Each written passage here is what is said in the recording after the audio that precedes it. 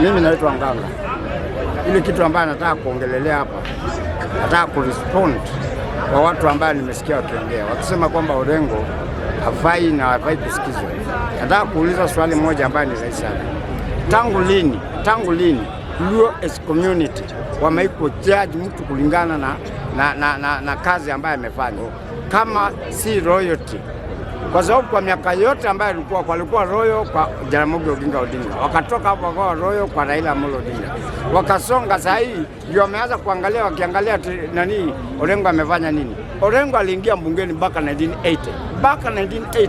Kwa hiyo miaka yote amekuwa hapo akiingia mbunge, anachaguliwa akachaguliwa mpaka sasa hii ni governor, akachaguliwa senator mara 2, amekuwa senator, sasa hii amekuwa governor. Na hii sasa hii ndio wameanza kujua kwamba hajafanya kazi. Kama hajafanya kazi, mbona watu wa Siaya wakamchagua wote, bali na Ungenya alikuwa anachaguliwa Ungenya, na sasa hivi wanachaguliwa mpaka Siaya Esauru.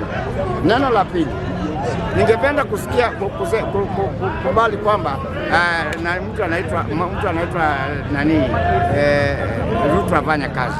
Ndio, kama ni rais, kwa nini hajafanya kazi mpaka watu wana complain? Kama angekuwa ni kazi ambayo amefanya, tungekuwa tuna complainia nini? Tunataka tuone kama ni kazi ambayo amefanya, kama ni jambo ambayo amefanyika, tunaiona direct. Lakini si story ya kusema kwamba unajua huyu tunataka aende 2 term. Katika katiba ya Kenya hakuna mahali ambayo inasema kwamba watu waende 2 term. Inasema 1 term of 5 years ambayo inakuwa lease contract ya only 5 years. Hiyo ni point ya pili. Point ya tatu, aidha uwe kama wewe kichwa yako iko na ndudu katikati ya kichwa, hauna anything between the ears. Kwa sababu kama unaona mfanyakazi hajafanya kazi na unataka aendelee kukaa kwa hiyo ofisi, anaendelea kukaa akifanya kazi gani?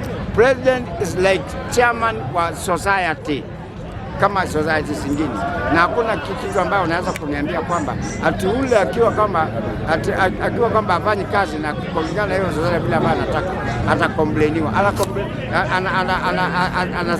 Anastahili kukaa akifanya nini? Nia na madhumuni yetu ya kukaa, nia na madhumuni yetu ya kuweka mtu, tunamweka mtu tupate change in that country ama that society. Simple and clear. Hii mambo ingine ambayo nasema huwa afanye, kama ingekuwa amefanya kazi hatuwezi complain. Mbona Kibaki hatu complain? Mbona Uhuru bado wakati alianza kufanya kazi hatu complain? Tunaweza sema kwamba Uhuru alimalizia hii, akamalizia hii na akajenga hii. Tunaweza ona ni nini ambaye amejengwa na Ruto ambaye anaweza sema kwamba amejenga hii.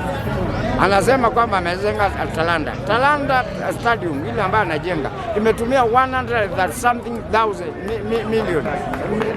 billion. Ukikombea na Emirates ambayo imetumia 68 billion.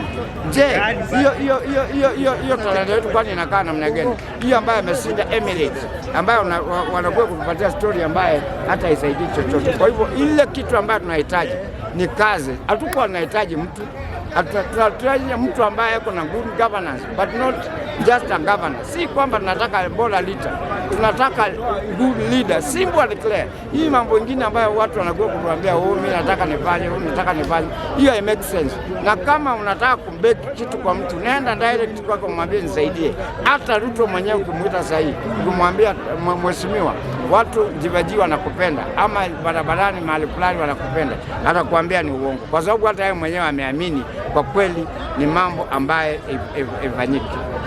Nakuja pointi ya tatu ambayo nataka kuambia, ile ambayo inahusu hapa Kenya. Toka hapa barabarani hapa Nairobi, ujionee bila barabara zimekatwa na haijengwi. Imetobolewa masimu, ile masimu ambayo ilikuwa iko naye imeongezeka, wakijidai kwamba ndio kutengeneza. Kisha baadaye wanaondoka. Gari inakuwa ni shida kutembea.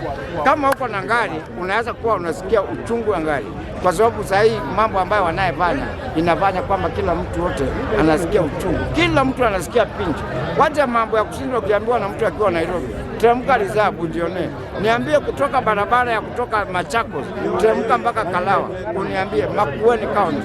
Uniambie kama hiyo barabara yote kutoka Machakos mpaka uingie Makueni, uniambie hiyo barabara imejengwa wapi? Alafu kisha baadaye mtu anakuambia wacha mbunge akae. Ati kwa sababu yako na kasongo, akifanya nini? Mambo ya wakora, waizi na wauaji hatutaki. Sisi tunasema kwamba sisi tumekoma na ni lazima waende. Mambo ni kama hiyo ya Kalau. Nikwambia ukweli, amini usiamini, wale ambaye wanadhania ni kama mambo itachange watajionea moto kama basi, kwa sababu wakati ambaye atakayokuja kama 2027 mwezi wa 8, amini usiamini, ile mambo ile kivumbi ule mtu wa UDA alipata huko Busina ndio hiyo Ruto atapata. Hatuwezi danganya na watu ambao wanaenda kuobtain huko maofisi, wakikuja kudanganya watu wanataka masangwenya, wanataka tuanze kufikiria kuhusu jamaa ambaye ni sakwenya mwenzao. Hatutaki mambo kama, na tumechoka na watu wa kiwanja watu ambaye kazi yao ni kudanganyana ili waweze kumake sure kwamba ati wameleta change kwa upande yao ya kuobtain watu by force change. Nikimaliza, nimesikia bwana president ameongea neno moja ambayo tunasema ni inspiration statement, ile ya kusema kwamba ati nataka kuwapatia ati university colleges, nitaipatia ati school fees ndio walipia kuanzia mwezi wa 9. Je, umeshindwa kulipia nini BB1 na BB2? Umeshindwa kulipia, umeshindwa kulipia primary, umeshindwa kulipia secondary, university ndio utalipia. Je, ukiwalipia mwaka mmoja hivi mwaka mwingine wataenda namna gani?